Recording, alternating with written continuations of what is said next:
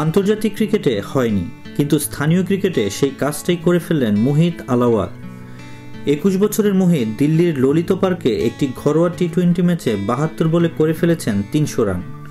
ম্যাচটিতে মোহিত খেলেছেন মাভি 11-এর হয়ে। তাদের ম্যাচ ছিল ফ্রেন্ডস 11-এর সাথে।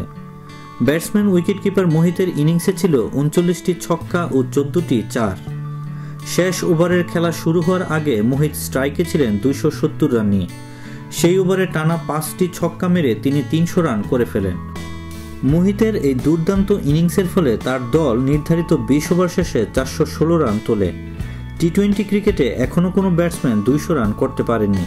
এমনকি দলগতভাবেও কোনো দল আজ পর্যন্ত টি-20 ক্রিকেটে 300 রান করতে পারেনি।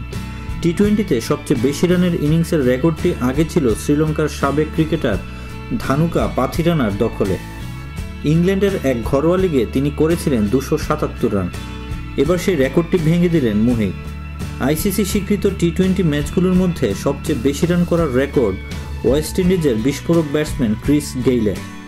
2013 সালের আইপিএলে গেইল খেলেছিলেন 66 বলে 175 রানের ঝড়ো ইনিংস। আর আন্তর্জাতিক টি-20তে এক ইনিংসে সবচেয়ে বেশি রান করেছেন অস্ট্রেলিয়ার অ্যারন ফিঞ্চ। 2013 সালে ইংল্যান্ডের বিপক্ষে ফিঞ্চ করেছিলেন 156 রান। দেশ বিদেশের নিত্য নতুন খবরাখবর জানতে সাবস্ক্রাইব করে আমাদের সঙ্গেই থাকুন।